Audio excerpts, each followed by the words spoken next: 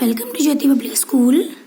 आज मैं आपको कक्षा 3 भाषा व्याकरण का पाठ 1 भाषा और व्याकरण समझाने जा रही हूँ, तो आप ध्यान से सुनना। ओके, सबसे पहले भाषा वह साधन है जिसके द्वारा हम अपने भाव बोलकर अथवा लिखकर प्रकट करते हैं तो दूसरों के भावों को समझते हैं, उसे भाषा कहते हैं। तो भाषा क्या है? जिसके द्वारा अपने भाव को बोलते हो या लिखकर प्रकट करते हो, दूसरों को भावों को समझते हो, तो वही आपकी भाषा होती है। केवल मनुष्य ही एक ऐसा सामाजिक प्राणी है जो अपने मन के भाव तथा विचार बोलकर एवं लिखकर प्रकट कर सकता है। मनुष्य में ही एक ऐसी शक्ति होती है, एक ऐसी शक्ति है जो अपने मन के भाव तो विचारों को बोलकर लिखकर प्रकट कर सकता है। जानवर ऐसा नहीं कर सकते। भाषाएं अनेक हैं, जैसे हमारे देश में 22 भाषाओं का उल्लेख किया गया है। उसमें से जैसे कुछ भाषाएं यहाँ पे दी गई हैं: हिंदी, अंग्रेजी, संस्कृत, गुजराती, पंजाबी, उर्दू, राजस्थानी, मराठी, तमिल आदि। लेकिन जो हिंदी है वो हमारी यहाँ पे राष्ट्र भाषा है, जो पूरे राष्ट्र में चलती है। ओके, तो भाषा के 3 रूप होते हैं: मौखिक भाषा, लिखित भाषा, सांकेतिक भाषा। अब मौखिक भाषा क्या है? जब हम अपने विचार दूसरों के सामने बोलकर प्रकट करते हैं और दूसरे के विचार सुनते हैं तो उसे मौखिक भाषा कहते हैं। मीन्स मौखिक भाषा क्या है? जब आप अपने विचारों को दूसरों के सामने बोलकर शो कर दिखाते हो और दूसरों के विचारों को सुनते हो तो ये आपकी मौखिक भाषा है। ज़्यादातर हम लोग मौखिक भाषा का ही यूज करते हैं। ओके, लिखित भाषा, जब हम अपने विचार लिखकर दूसरों के सामने प्रकट करते हैं, दूसरों के लिखे विचार पढ़ते हैं तो उसे लिखित भाषा कहते हैं। इसमें लिखने का साधन लिपि कहलाता है। तो लिखित भाषा क्या होती है? जब अपने मन के भावों को लिखकर दूसरों के सामने दिखाते हो और दूसरों के लिखे विचार पढ़ते हो तो उसे ही लिखित भाषा कहते हैं।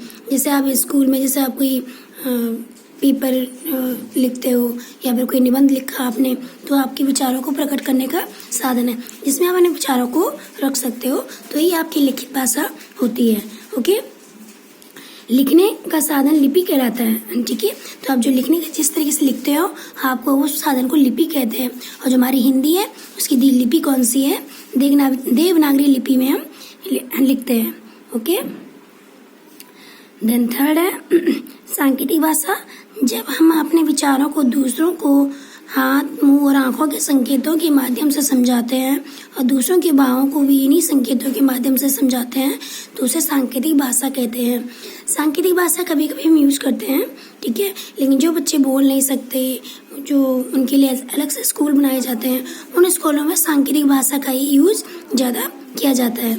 ओके, इसमें अपने भावों और विचारों को संकेत के माध्यम, इशारे के माध्यम से दिखाते हैं। हाथ के इशारे से या मुंह के एक्सप्रेशन से या आंखों के इशारों में हम उनको बात को प्रकट करते हैं। ओके, तो ये आपकी सांकेतिक भाषा होती है। ओके क्लास, देन मैं तो एक बार दोबारा बता देती हूँ। भाषा क्या है? जिसके द्वारा अपने विचारों को बोलकर अथवा लिखकर दूसरों के सामने प्रकट करते हो तो वही आपकी भाषा होती है। और मनुष्य में ही एक ऐसी शक्ति होती है जो अपने विचारों को बोलकर अथवा लिखकर दूसरों के सामने प्रकट कर सकता है। और मैंने बताया कि हमारे देश में 22 भाषाओं का उल्लेख किया गया है हमारे संविधान में।